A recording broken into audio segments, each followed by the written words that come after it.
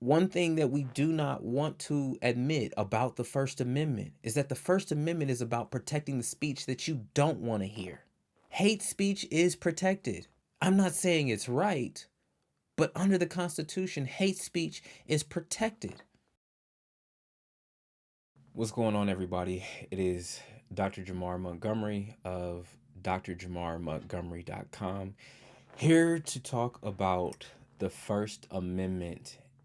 Uh, the First Amendment is known as the freedom of speech.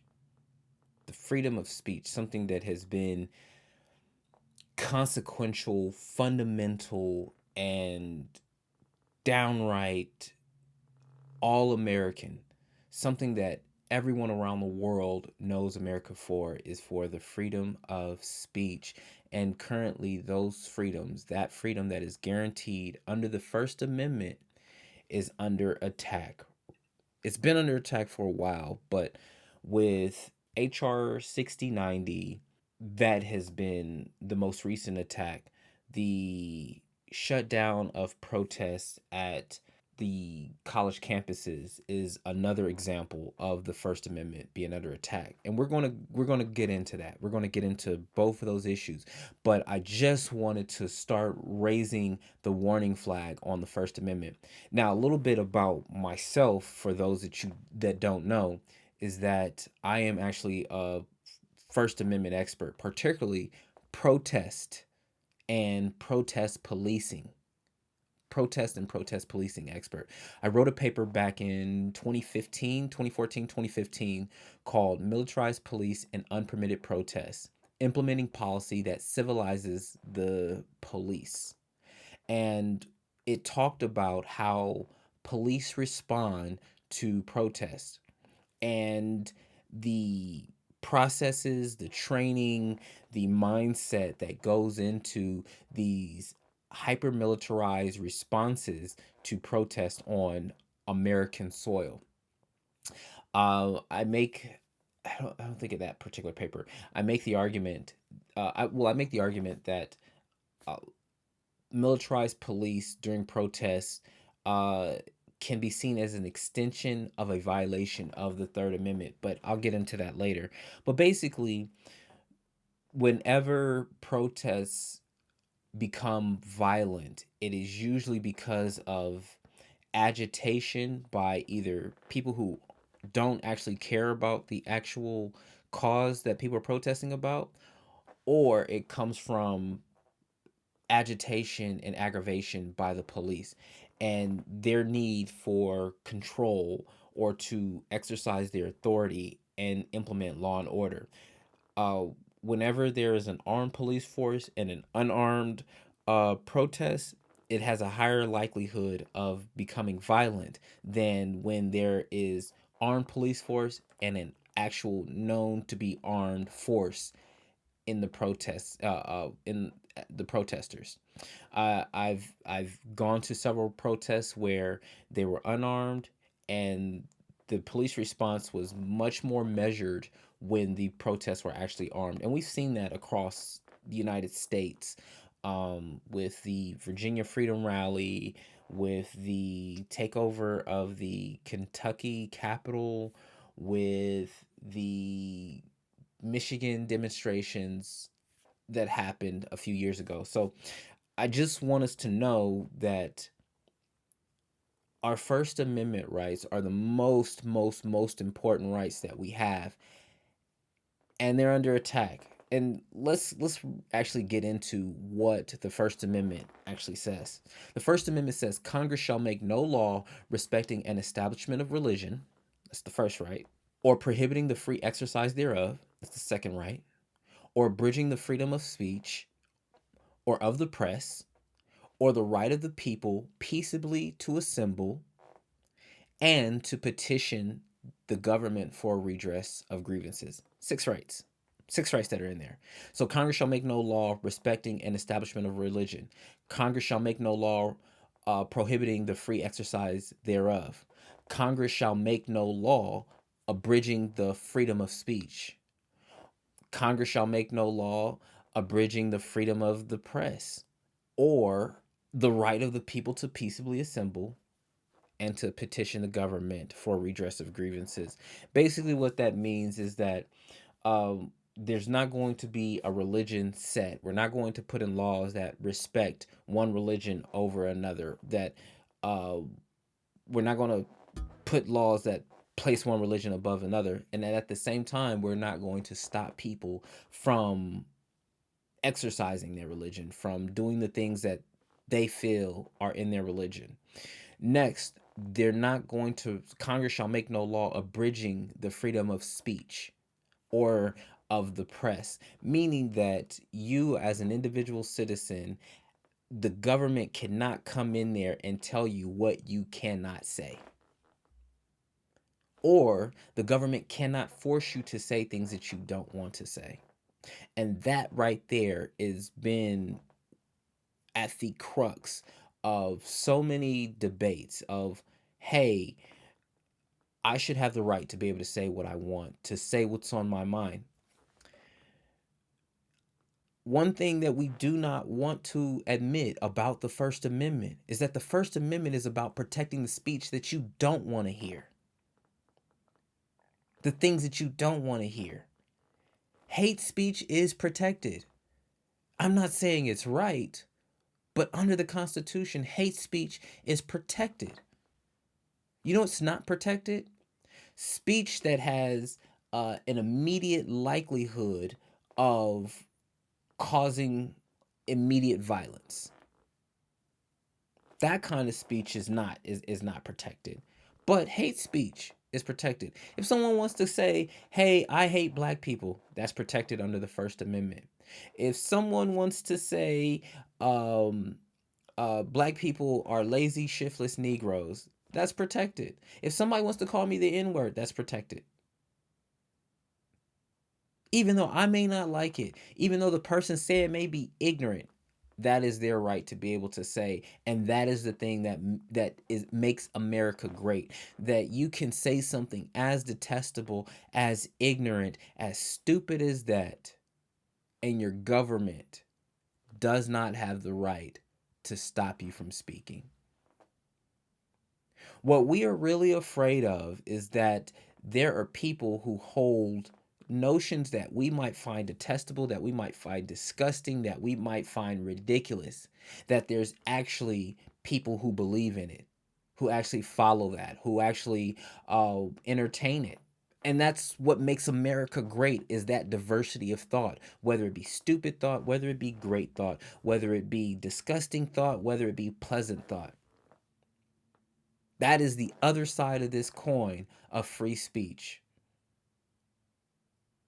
That sometimes what's being said you aren't going to like, that you're going to think it's stupid. But you know what? You live in a free country, or a free ish country. But now, when we have things like HR 6090 that come through, uh, that seek to kind of limit our freedom of speech. And what's funny is when you look at HR 6090, when you look at the legislative subjects, the first one is First Amendment rights. The second one is higher education. The third is religion. If we go back to what the First Amendment said, that Congress shall make no law respecting an establishment of religion, or abridging the free, and Congress shall make no law abridging the freedom of speech. And this right here, this House Resolution 6090, which was passed by the House May 2nd, does exactly that. So let's go to it. Right, shown here, the anti-Semit HR 6090, which is the Anti-Semitism Awareness Act of 2023. This was first introduced October 26, 2023. It finally just got passed May 2nd, 2024. They reintroduced it in April, late April. Well, it says this bill provides statutory authority for the requirement that the Department of Education's Office for Civil Rights take into consideration the International Holocaust Remembrance Alliance's working definition of anti Semitism when reviewing or investigating complaints of discrimination based on race, color, or national origin in programs or activities that receive federal financial assistance. According to the IHRA, remember the IHRA is the International Holocaust Remembrance Alliance. According to the IHRA's working definition, anti Semitism is a certain perception of Jews which may be expressed as hatred towards Jews. Let's go to the text. Let's go to the text. In there, in when you read the actual act, when you read the House resolution, it gives you the short title, the Anti-Semitism Awareness Act of 2023. Right? They go through, they give you a sense of Congress. Right? They give you the findings. Next is the definitions. For purposes of this act, the term definition of anti Semitism means the definition of anti Semitism adopted May 26, 2016 by the IHRA, of which the United States is a member, which definition has been adopted by the Department of State and includes the contemporary examples of anti Semitism identified in the IHRA definition. All right. Doesn't sound too bad. But one thing that it also says in section 6, it says constitutional protections. Or let's go to general rule of construction. Nothing in this act shall be construed to expand the authority of the Secretary of Education. We're going to go past that. Constitutional protections. It says nothing in this act shall be construed to diminish or infringe upon any right protected under the First Amendment to the Constitution of the United States. Let's go to what the IHRA definition of anti-Semitism. Anti-Semitism is a certain perception of Jews which may be expressed as hatred towards Jews. Rhetorical and physical manifestations of anti-Semitism are directed towards Jewish or non-Jewish individuals and or their property, towards Jewish community, institutions, and religious facilities. Contemporary examples of anti-Semitism in public life, the media, schools, the workplace, and in the religious sphere taking into account the overall context, include, but are not limited to, calling for, aiding, or justifying the killing or harming of Jews in the name of a radical ideology or an extremist view of religion. Okay. So, meaning that in your education, in your schools of higher thought, in your colleges and universities, that calling for, aiding, or justifying the killing or harming of Jews in the name of a radical ideology or an extremist view of religion, that's wrong. Okay, fair enough. But debating the issues. Let's go. Making mendacious, dehumanizing, demonizing, or stereotypical allegations about Jews as such, or the power of Jews as collective, such as, especially but not exclusively, the myth about a world Jewish conspiracy, or of Jews controlling the media, economy, government, or other societal institutions. Okay. Accusing the Jews as a people or Israel as a state of inventing or exaggerating the Holocaust. Okay. Denying the Jewish people their right to self-determination, for example, by claiming that the existence of a state of Israel is a racist endeavor. So, on a college campus, you can't make that statement. You can't do the research. You can't debate that. Okay, that's very interesting. Using the symbols and images associated with classic anti Semitism, for example, claims of Jews killing Jesus or blood libel to characterize Israel or Israelis. Drawing comparisons of contemporary Israel policy to that of the Nazis. Holding Jews collectively responsible for actions of the state of Israel. I think not being able to have the debate, right? So this is that collective definition, and those collective examples are what's baked into House Resolution 6090. And once again, this was first introduced October 26, 2023, which is 20 days after October 6th, which was the attack that Hamas perpetrated against the state of Israel. Uh, I, as an American, can get in more trouble, suffer more consequences for criticizing the state of Israel, for having legitimate questions, legitimate debate about the state of Israel, than I will criticizing the United States. And I'm a United States citizen. I'm not an Israeli citizen.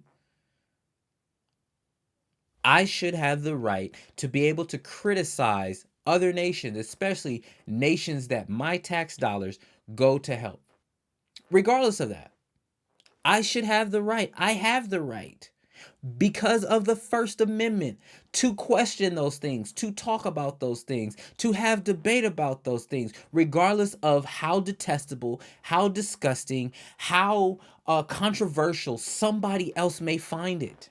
That does not give my government, that does not give my representatives the right to now restrict my First Amendment freedoms because of someone else might find it detestable, might find it disgusting, might find it deplorable.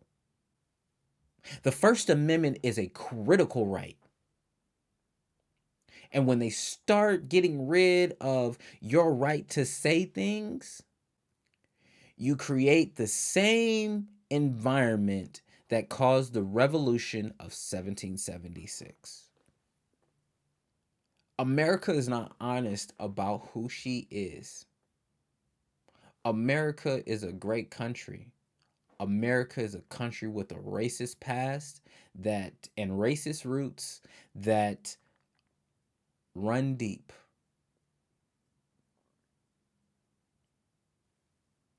America is a country of revolution.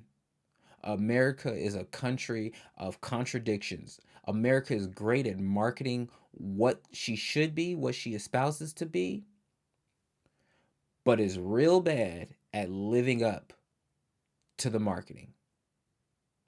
America claims to be a free country, yet is one of the highest has one of the highest incarceration rates in the world. America claims to honor the Geneva Convention, but utilizes tear gas that has been banned by the UN and Geneva Convention against its own citizens.